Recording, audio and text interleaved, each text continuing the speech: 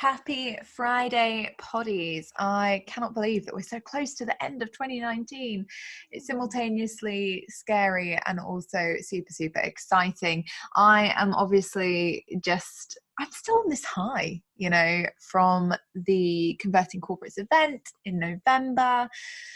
And I'm feeling pretty good about the new year to come. So today I am popping into your ears. That sounds very, very strange, but I'm popping into your earbuds with a conversation with Teresa Heath-Wareing. Now, Teresa is a marketing expert and focuses primarily on social media. And for me, I just really wanted to dig in and have that conversation because social media, it's not something I've enjoyed particularly over the last 5 years of my business. And actually, we had a conversation on the Smart Leaders Sell podcast almost exactly a year ago now, where I talked about the fact that I was just going to not give up, but I was going to stop with social media and stop being so present and reactive on social media in favor of focusing more time on my email list and on my poddies, you guys. And it's actually been just so rewarding. As a year, I think 2019 has been an absolute nightmare for most people. I think, for me personally, it's been a horrendous year. There's been lots going on and it's been a real challenge. But the great thing for me about 2019 is that because I was determined to be less present on social media, I could actually be more present in my life. And so when situations arose that were challenging for me, I didn't have to go onto social media and be like, oh guys, sorry, I can't show up today because X and Y. I didn't feel like I had anything that I was obliged to tell people in the moment of some of these instances. And so it's actually been really relaxing for me.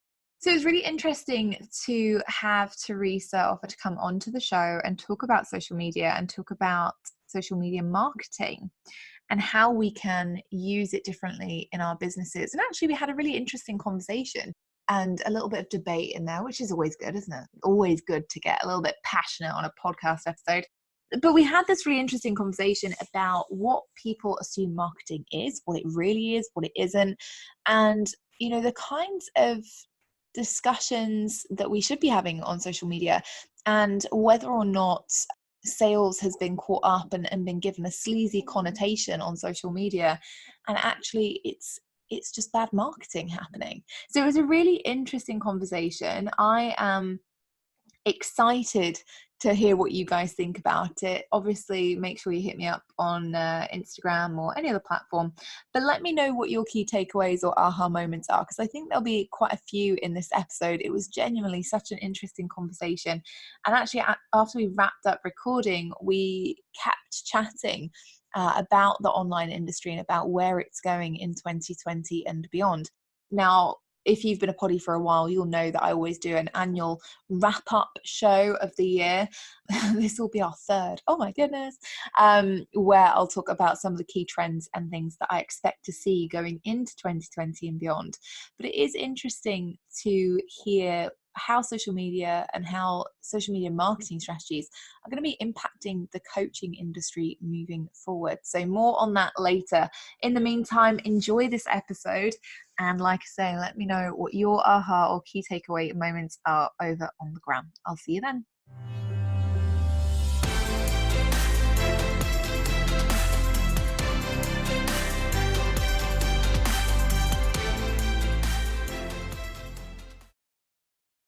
Well, poddies, is this not exciting for a Friday afternoon? I have the lovely Teresa Heath-Wareing on the show today. Welcome, Teresa.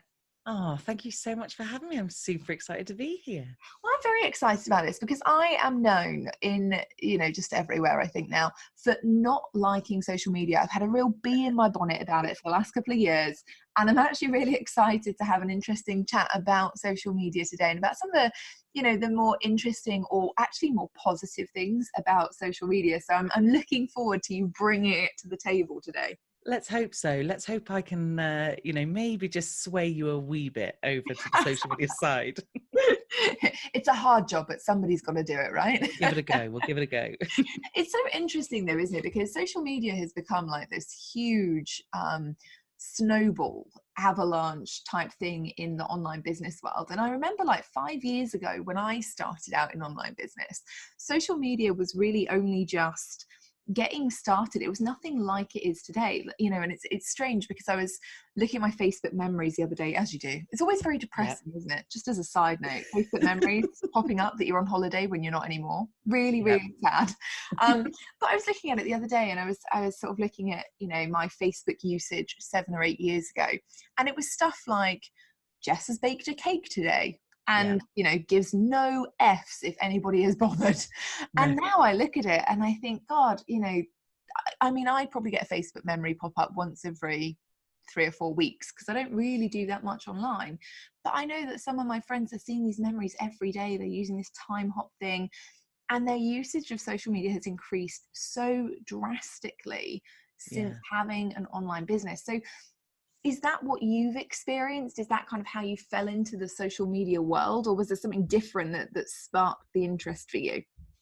I think it's a really interesting one, because I remember I've done marketing for 15 years now, and I was at a marketing agency, and they said to me, how much do you know about social media and the digital world and that sort of thing? And actually, I didn't know a whole lot. Like, I dabbled using Facebook myself. And like you said, you look at like the posts you used to put up and they are ridiculous. Like, it literally is like a sentence. And it used to say, Teresa is, and you would almost follow it on. And now it just looks completely weird. So I kind of started to dabble in it. And then I realized the thing I loved more than anything, and I think having worked in marketing for such a long time, was I felt like we always had to fight, and we always had to be like, no, we are good. There is a purpose to marketing. You need marketing in a business, because we would be the first thing people would cut, which, to say that today seems crazy. But like, we were, and people never knew what marketing did, and they didn't know how marketing earned them money. And I used to work for Land Rover, and did corporate marketing for the UK. And I remember we'd spend a huge amount of money on something, you know, whether it be an event or some kind of advertising and whatever, and we couldn't prove whether we sold any cars off the back of it, which is ludicrous. However, that's what it was. So for me, when social media really came out from a marketing point of view, I was just like in awe that actually you could see these things, and that actually I could do something and I could see a reaction, or I could see, you know, whether it had an effect on the marketing at all. So for me, it was this amazing tool that actually gave us something tangible that I could go, look, someone went, they saw that, they clicked on that, they went to that page. So that's what I really love about it from that point of view. And then I think in the recent years, probably, I don't know, 2-3 years, maybe tops, it's all about the connection. And that I just love. I love the fact that you can speak to someone you've never met. You can build a relationship with them and you've never met them. You can reach out to people who would never normally be in your world, and yet you can start building a relationship through this online space. So for me, it's kind of those two things really that really make me think, I love this. I think it's a great tool, especially for businesses. Well, I think it's so interesting as well, isn't it? Because I love what you said there around, you know, making marketing convert, because I think that is a big problem for people. And I think social media has, such a weird two-way street with it, isn't it? Because to the one degree, social media, I've always thought, can become spray and pray marketing, because you don't know what it's doing and when. If you're not tracking it, if you're not using bit.ly links, all that kind of stuff, then you're just putting messages out into the ether and kind of hoping that somebody's going to pick up on them and, you know, get something from it, or buy from you, or take the next step and the next action. Whereas when I was in corporate, I remember like our marketing functions were really integral, if they got confused a little bit sometimes with sales activities, because the two can't live without each other. No. And it was so interesting because we used to really prioritize, okay, so how can we track it? And we'd spend, you know, weeks and months. Everybody would have to collate things for white papers. Everybody would have to be sending their clients out, you know, the monthly reports and things like that. And it was something that was integral to making the business function. And then when I came into the online business space, there was just always people out there posting up all these, you know, kind of weak and, if I'm honest, cookie cutter, vulnerable post, warning, let me share the most deep traumatic experience of my life and hope that you're going to buy something from me. And, you know, for me, it was this kind of really weird Jeremy Kyle, Jerry Springer-esque mentality of marketing that I'd never seen before, you know, pimping their pain for profit. And that really, it's just, I don't know, for me, it was one of those things that simultaneously disgusted me and also fascinated me, that people wanted other people to really buy into their pain and trauma in order to build their brand. And, you know, I'm not sure strategically that I'd have ever been able to do it like that. Maybe I'm just too corporate. Well, do you know what? And I think I totally agree with what you're saying, because I was corporate. So the fact of talking about vulnerability, I mean, when I worked in corporate world and I'd had my daughter, I didn't even mention I had a child. Like, literally, that's how far removed you would have to keep your personal life from your business life. And especially as a female in that situation, you know, you wouldn't want to bring it up or talk about it. Whereas now, I'm in this world, and it took me ages to get round to it, where actually it's encouraged to be more open. And now I agree, there's a level of vulnerability that I go to that I then stop, because I'm not that type of person. So yes, I will talk occasionally about a mindset thing or a frustration or whatever, but on the whole, it tends to be on the surface. Not on the surface, that makes it sound like it's not real, but you know what I mean? It's like I don't go all deep into anything, you know, talking about really emotional stuff. That's just not me. But like you said, I think we came from a world where the marketing that I guess you and I must have known was the corporate marketing, the big marketing, where this would never have ever happened.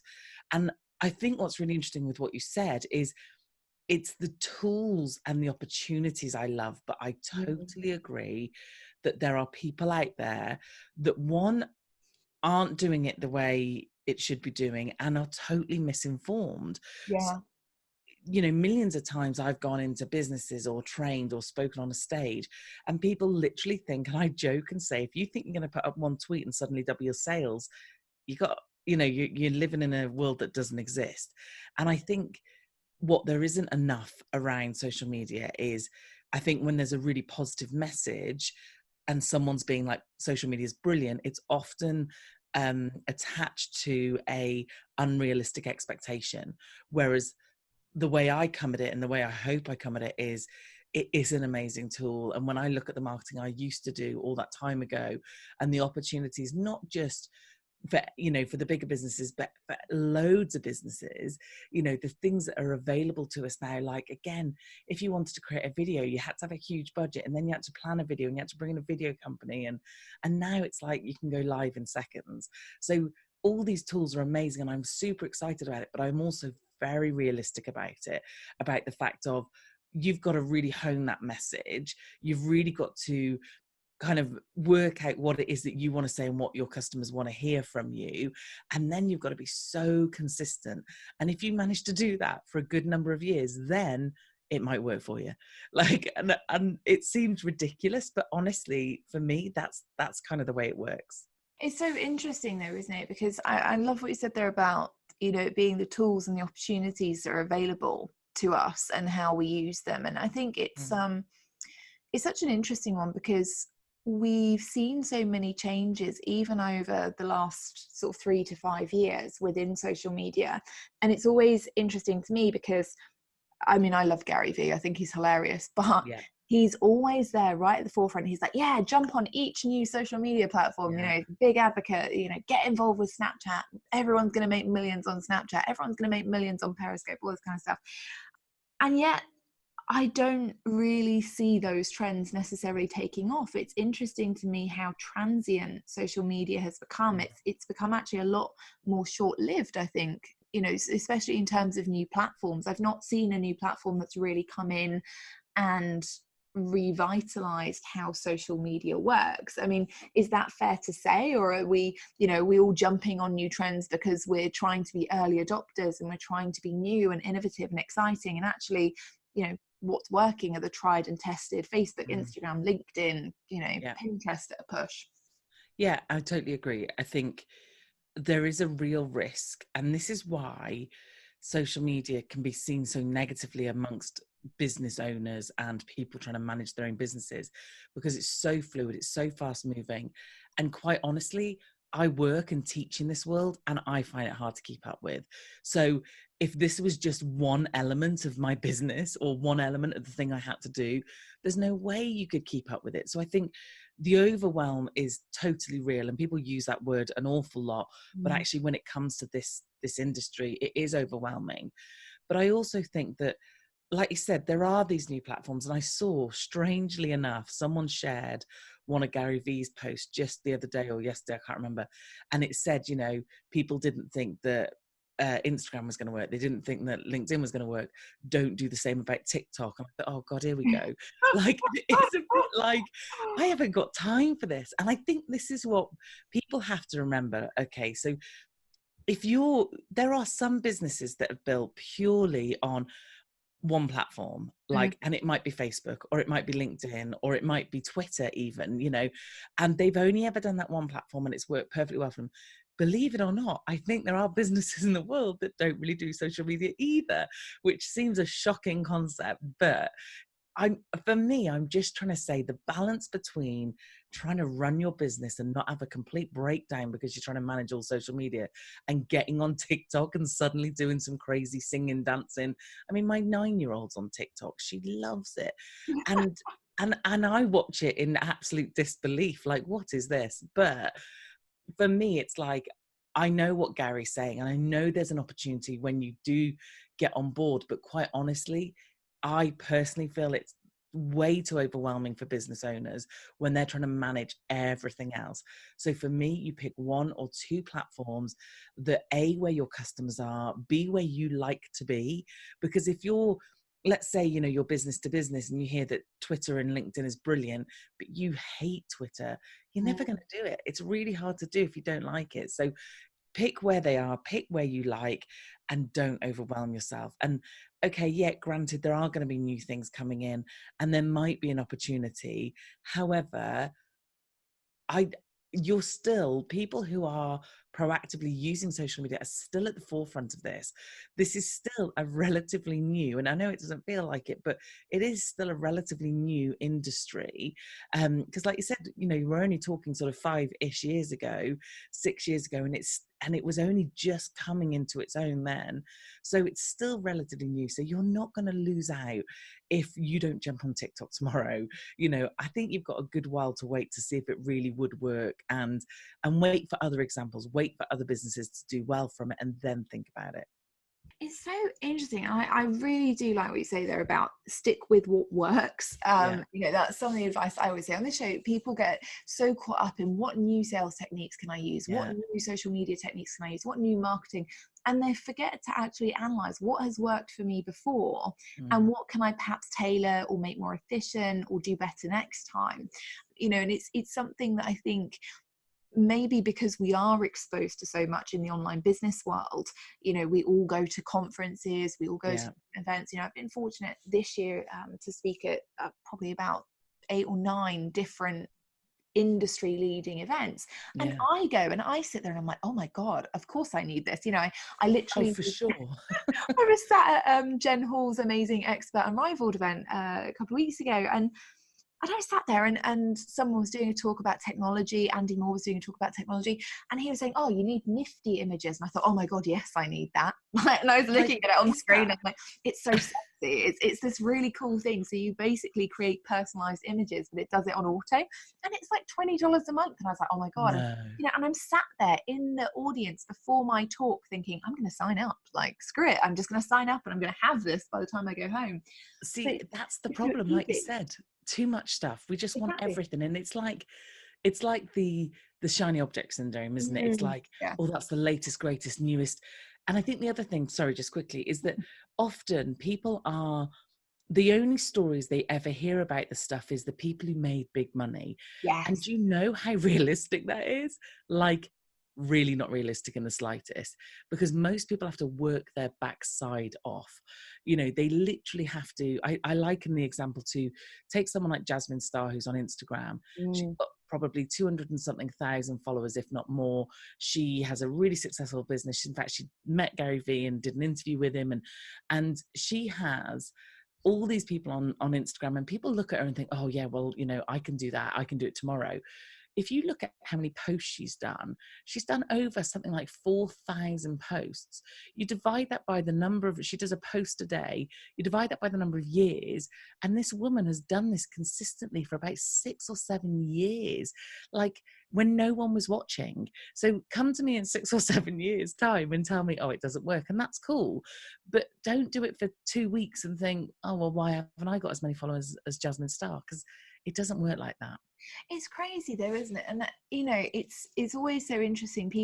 I have a lot of people who come and work with me because they say, Jess, you're never on social media. And I'm not. I'm very, very off social media. It doesn't mean that I don't market. And I think this is the key thing. And it's something I'd love to hear your thoughts on. You know, there's a big difference in my world, or in my kind of mind, which sometimes is a scary place to be, let's face it.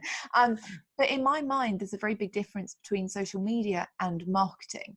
And that's because I come from a background that taught me, okay, marketing is producing a piece of content or something ultimately is going to turn your audience into qualified leads. It's either going to nurture them or educate them or get them to take some activity in a gated area.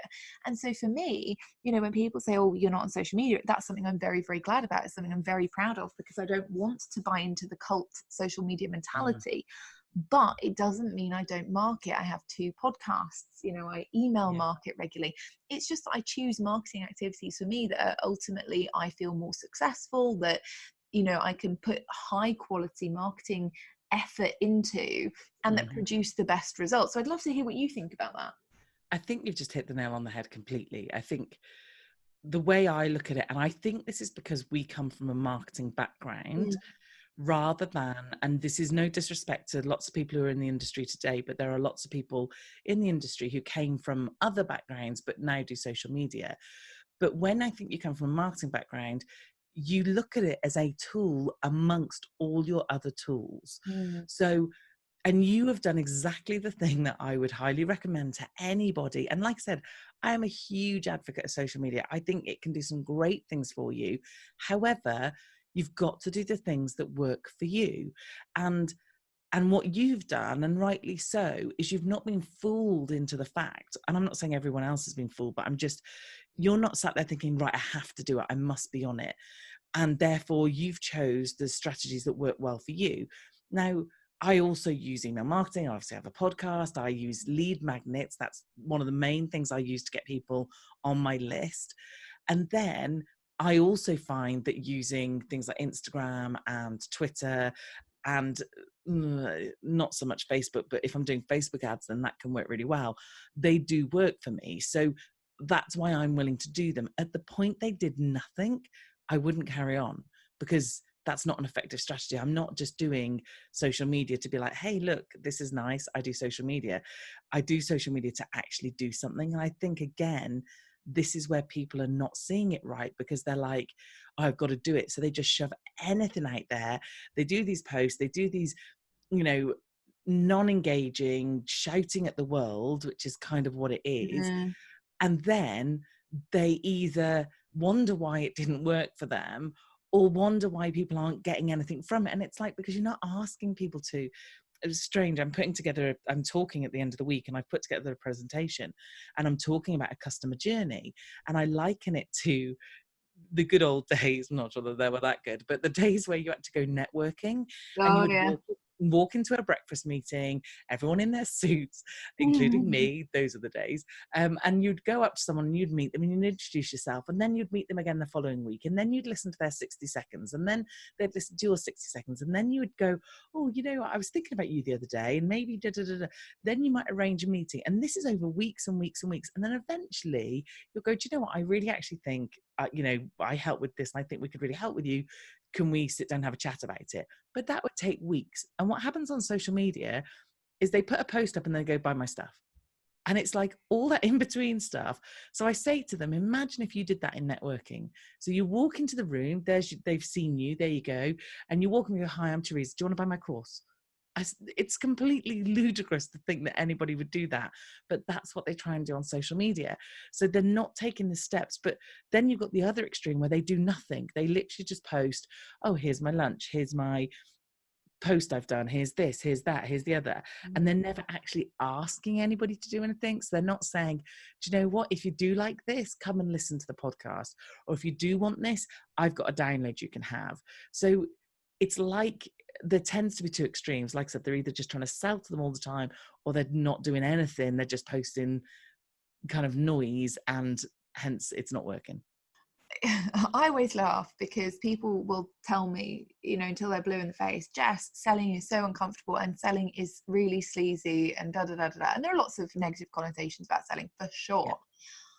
The interesting thing though is that the majority of people then want to market on social media exactly like you've just said. Yeah. It isn't actually the selling that has become sleazy at all. No. It's the fact that, you know, we've kind of watched, and I'm not sure where this evolution came from. A lot of people blame, you know, multi-level marketing and network marketing companies.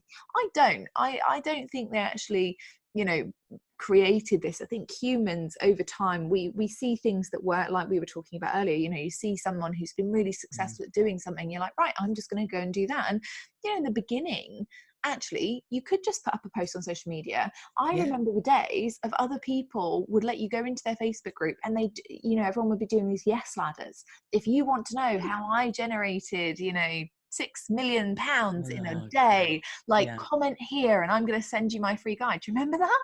Like, honestly, it's just makes my skin crawl. But there would be thousands and thousands and thousands. And don't get me wrong, I've done it. Like, I've been there. I was in that generation. I've definitely done at least 3 posts like that in my entire life.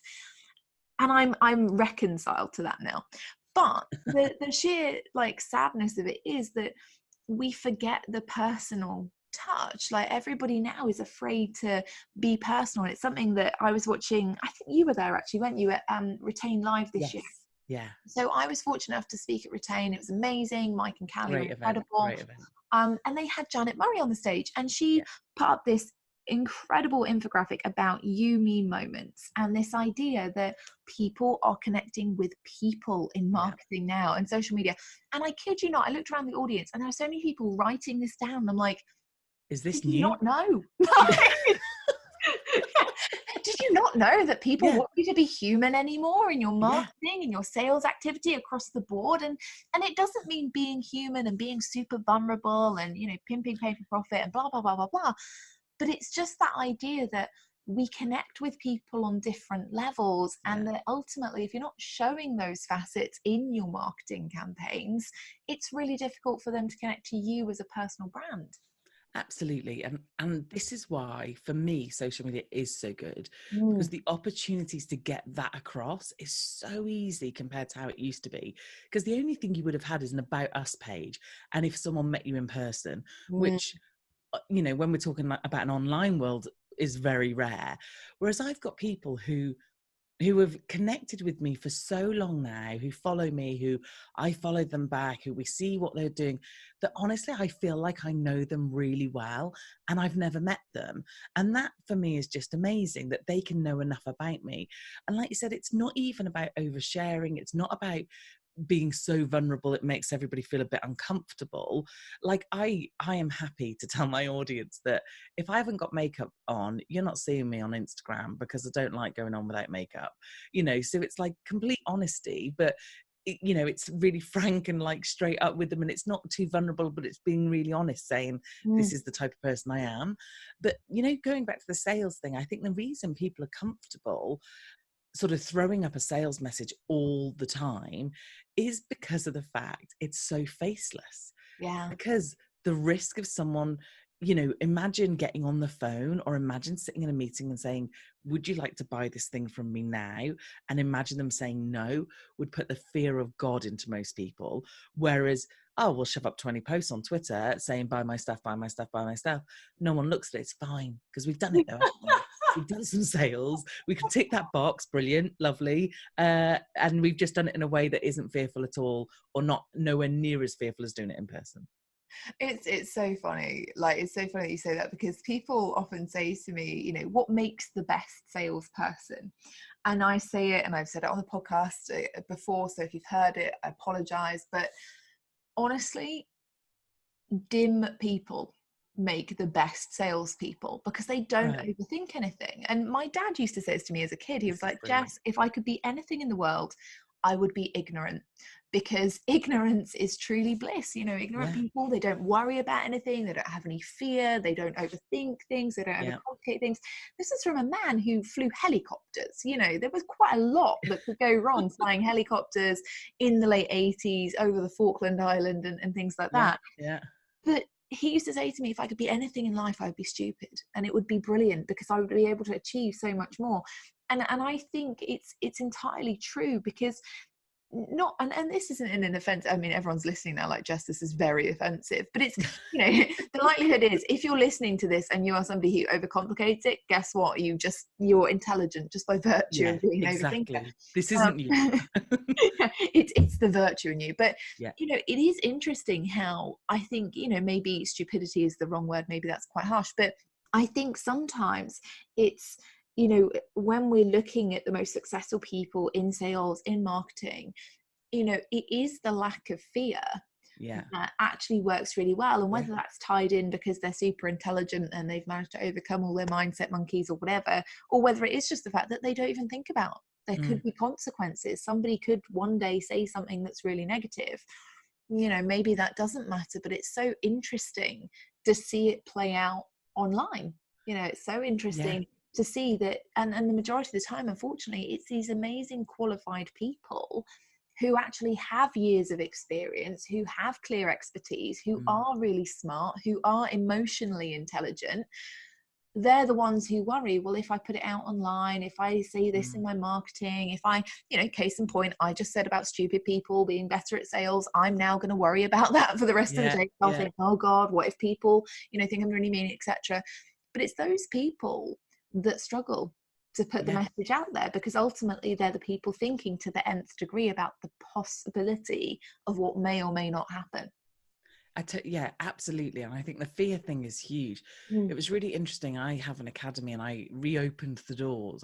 They're open now, as in I decided to leave them open, but I was reopening them. So from a marketing point of view, that's launch, right? So launch is big. You go all out when you launch. So anyway, right before I opened the doors, and I'd already said they're opening again at this time, and I'd already, because I pre-record podcasts and things, so it was out there in the world, so I couldn't change it, and I wouldn't change it.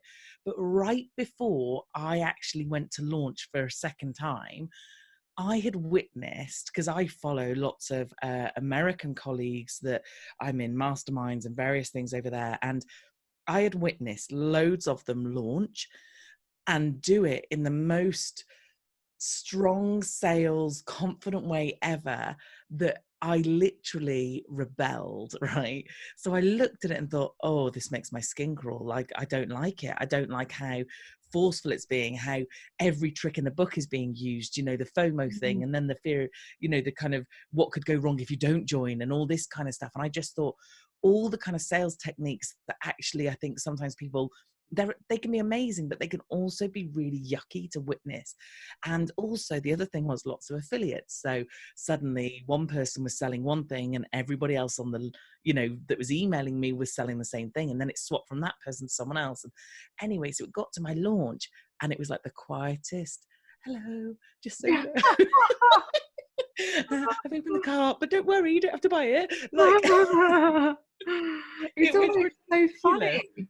People are so Because I just didn't want to apologetic. look like that. I didn't want to feel like the yuckness. And it was my fear. It was my worry that I would come across like that. So I completely went the other way, which was ridiculous. But it's interesting though, isn't it? I think marketing is one of those things where, you know, and I always used to feel like marketing was this just integral part of my business. And it was like sales, you know, without marketing, I don't get leads. Without sales activities, I don't make Yeah. money. And it was a very pragmatic view for me to take. But that was because I was so used to it. I was so used to everything being okay, not having to be ashamed or apologetic for wanting people to take an action. I think back to some of the things that, you know, I did in my corporate job, and I would sit there with clients, these huge CEOs, and I'd be saying to them, well, I hope you know that you can take that course of action, but it is wrong.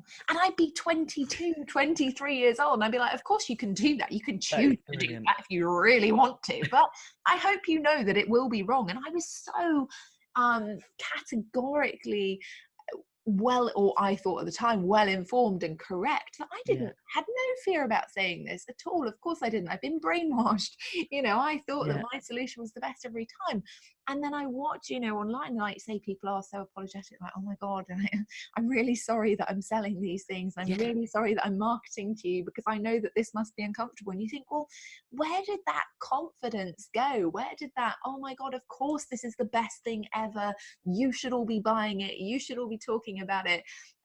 Go. And I don't know whether that's a societal thing or whether it's, you know, just a kind of side effect of going into the online business space and being told repeatedly by so many people, marketing all the time is sleazy, selling all the time is sleazy. And you actually start to buy into that culture. Do you think as well there's an element, because I think this, that when you're selling and marketing someone else's stuff, it's much easier. So like one of the things, because I still do consultancy work, one-to-one consultancy, and I will go into someone's business and well, this is why I have the academy. This is why I do what I do every day, because my brain like literally loves this stuff. So I walk into a business or I sit and talk to someone and go, tell me about it. And they tell me about it. And my brain, like, it's like that's what makes it work. So suddenly it's coming up with all these ideas and it can critique everything and look at everything and come up with a strategy really easily. And yet with my own stuff, oh man, literally I'm the worst marketer in the world. And I think it's really easy for you to be confident about someone else's stuff. You can, you know, I've got loads of people in the academy where they've showed me and talked to me about what they do. And I'm like, you are brilliant. That is brilliant. You need to be telling people you're doing that. Or, you know, I had a friend who's in the academy and she makes jewelry. And I didn't even realize she actually made it herself and she had all those skills. And I was like, why aren't you telling people that? And I think it's so easy for someone outwardly. And like I said, when you and I were in roles where we were selling someone else's thing or marketing someone else's thing. But then when it comes to you doing your stuff, it's a very, and I don't know whether this is a British thing as well, but it feels very uncomfortable to go, do you know what? I'm freaking amazing and you should buy my stuff because man, I am good at this. You know, we wouldn't naturally do that. No, I agree. I think it might be something to do with being British, but also, you know, you are naturally more tied into a product or service that you've created because emotionally you're attached to it. Everyone always says to me, oh, your business is like your baby. And I always think, oh God, no, it's really not. Like my dog is like my baby. I would absolutely throw my dog out of a burning building before myself. But, you know, my business, I try not to get that attached to it because ultimately the emotional attachment, if you put too much into it and too much of, oh my goodness, if I do this then I'm a success and if I do that I'm a failure, then actually you start worrying about every action. And that's the fear. That's what will then stop you doing anything. Because again, you know, what was really interesting for me in business is that I had spent the last 5 years in my agency, as in that I started working for myself, created an agency, consultancy, and we were launching online products and services for people. That was one of the things that we did. So people would come to us and go, I want to open a membership or I want to do an online course, and we would take them through every single step. I'd write them a strategy. We would do it all if they, you know, they wanted us to. We'd do all their funnels and their lead magnets and all this kind of stuff. So I had the skills. I had no doubt in my mind. I didn't know exactly what steps I needed to take. However, it took me over 2 years to launch anything because I was terrified, because I was like, well, hang on, I teach other people to do this. And if I do it badly, what are they going to think of me? You know, they're going to think I don't know what I'm talking about. What if I launch it and no one buys it? What if I launch it and someone buys it and says it's terrible? And I think because this is what I've done my entire life and I love it so much, I honestly thought that would just suddenly go, well, you're terrible at it, aren't you, Teresa? And actually, you've probably wasted your last 15 years. You should have done something else, you know? So I think that's all that held me back. It wasn't down to the strategies or the tools. And sometimes I think I don't know about you when you work with businesses, but I think sometimes they put too much emphasis into that. Yeah. Like, I haven't got the right email system. I haven't got the right copywriter. I haven't got the right system to build a platform for a course. I haven't done the right funnel strategy. I haven't got the right lead magnet. And it's like, do you know what? Sometimes, and I did it, like I sat on all of that for ages. You just have to put it out there. And once you put it out there, then we can tweak and refine and do whatever. Now, obviously, it does take a little bit of work. I'm not saying suddenly start a business tomorrow and try and sell something, because the chances of that happening are slim. But sometimes I think we let all those other things hold us back, when really it's the fear of what might happen and what that might mean that's actually holding us back, not oh, actually, this tool isn't quite right. I probably need a different one. And it's funny, isn't it? Because I remember when I launched my business, back in the days where I cared not what anybody thought and just did my own thing, before I got kind of integrated into the online space properly, and had, about, I don't know, I think it's about a year of worrying about what people thought of me. Yeah. I didn't have a website. I used to sell things and send people a PayPal link and be like, we'll just pay there. And because it was easier for me, and I couldn't be bothered to do a website. And I did a lot, of outbound sales. I was always doing proactive outreach. I was always having conversations with people. It didn't bother me at all. And then, like I say, probably about a year in, people started saying things like, oh, well, oh, proactive sales, or that's really sleazy. It makes us feel really awkward. And I'd be sat there thinking, oh, okay, maybe I shouldn't do that as much, and maybe I shouldn't do this as much, and you get your first really crap website up and running, and all this kind of thing. But I do see that, the fear stops people, but it's also, I think, for some people it becomes a crutch, this kind of fear, particularly around tools. When we talk about websites, people are always saying to me, oh, Jess, my website isn't right. I need to redo the copy. I need to do this. And honestly, I can't remember the last time we updated my website. Like, I just, it's so irrelevant for the stuff that we do, because we've picked other mediums that work better in terms of marketing. For me, the only thing that we use in my business is ClickFunnels, and that's because every time we talk about an offer or something that generates leads, we say to people, go to this page, and it's always built on ClickFunnels. So if you've actually looked at my website ever, congratulations, because you are one of a very few people in comparison to how much is going on there. And it is that kind of thing. We want everything to be perfect before we put it out. And the reality is, you can't ever then judge the results properly, because you spend so long getting it perfect. Your business doesn't take off, and you end up not doing it in the first place, and you spend 6-7 months going, oh yeah, well, when this has happened, I'm going to do it. When that's working, I'm going to do that. Just, get yourself a PayPal link, get yourself an email autoresponder, and away you go. That's all you need. Absolutely. And I think the other thing is, if you're waiting until something's perfect, it changes like the wind, Oh, yeah. So there's a new system come out, and you've just done this, and you've just created a course on here, and actually, oh no, now I need to do this thing, or now I need to change that because something new and brilliant and amazing has come out. So the minute I put anything up, it's out of date. And I often say, do as I say, not as I do. Because if you go back and check my stuff, there's a fair chance it's not what I'm telling you to do right now, because it's hard. It's hard work. I did a review of my site literally last week. I've written a list of things that need changing, and copy that needs updating, and tweaks and changes.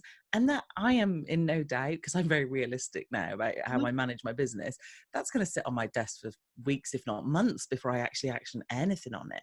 So, like you said, in fact, I had someone on a coaching call the other day, and she wants to start a membership, a kind of group coaching type thing. And she's been umming and ahhing for weeks and weeks and weeks about, should I use this system? Should I use this system? Should I use this system? Should I invest in this, or wait for this and do this? And she came to me on the call the other day and said, I'm really delaying myself. And I was like, yeah, you are. And she said, and I've got 6 people who want to join. And I was like, right, so you send them a link, and you open a Facebook group, or you do a Zoom call, or whatever you need to do. And you say to them, okay, this is not perfect, this is not finished, but I'm more interested in getting started and helping you than I am in creating the most perfect platform before we get going. So literally take a payment, start your work, and you just have to kind of just leave all those other bits, don't you? 100%. You know, you pre-sell it, and then you actually, it's when you start delivering something that you start to find the tweaks and things that you need to make Yeah. anyway. I mean, I think that one of the most horrific things I've ever seen was some poor lady. I was in a program with her years and years ago, and she'd spent a good 8-9 months putting together this course, and it looked beautiful. Like, it really did. She'd had all the modules professionally recorded on, you know, so she'd had a videographer in her home. She'd done everything properly. She'd scripted the whole thing. Like, she had it absolutely nailed. And she launched it, and a couple of people bought it. And I remember her coming into the group and on a video call and crying, because she was like, people say the course doesn't work. And because Oh she my had God. created the entire thing before she'd taken any feedback, before she'd said to, you know, people, where are you and how is that going, and she'd ended up creating this course that was great, but that But didn't meet the needs. And that's the thing. So sometimes actually launching as that beta and saying to people, look, you know, it doesn't look perfect, we're going to iron that out, but in the meantime, like, maybe you get a discount for joining because it's early, but for that I need your feedback to make sure that it's the very best it can be, you know. Otherwise you spend months and months working, and then when it doesn't work, you're heartbroken because you didn't realize that there were some extra steps or extra questions that you needed to cover. Yeah, absolutely. Or that there was even the need there in the first place. Yeah. Whereas, and that was the other thing, when I opened the academy, I remember talking to Mike and Callie, and Callie was sort of saying, you need to go a bit niche. And I totally got it. And I was like, it's too wide. But the problem is, I didn't know, and I still really don't know how to niche it down, because one thing I love is that I have such a variety of businesses in there. But it's like, I actually found it really hard to market and really hard to write copy about, because I didn't know what it was yet. And I was very lucky that I had about 35 people who trusted me and what I did, so that actually when I said, I'm not sure how this is going to work out, now it's going to be great, but I'm not sure the logistics of it, will you join? And they did, and it was brilliant. And the first few months, like you said, well, what happened was they had extra calls, they had extra feedback, we've done extra things as I'm testing different stuff, and then I'm getting a much clearer idea about who am I serving and what am I doing for them. I knew that it would be good, but I just didn't know how to communicate that until I did it, and I've been in this industry forever and a day. So even when you're sat and doing something for years, sometimes you still just need to do it and just see how it goes.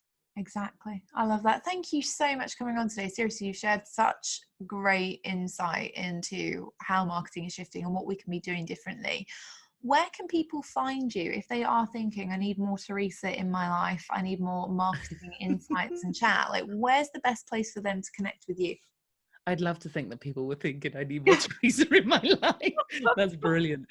So basically you can search Teresa Heath-Wareing anywhere and you'll find me. However, I am most active on Instagram. I do love Instagram. Wow, everybody here seems to love the gram as well. I'm still at that stage where I'm just posting pictures of Max, basically. But, I'm there, and we're talking about the podcast over there. So as always, guys, please make sure that you do, if you've had a key aha moment or takeaway moment today, make sure you head over onto the gram and tell me and Teresa what it was that really lit you up on this amazing Friday morning, afternoon, whenever you're listening. Probably Saturday, no, most people. They always do it when they're dog walking. Yes. Or getting ready in the morning. That's me. Exactly. Yeah. Well, thank you so much for coming on. I massively appreciate it. I know that all of our poddies will as well. Guys, have an epic Friday, a great start to the weekend, and I will see you in Monday's episode.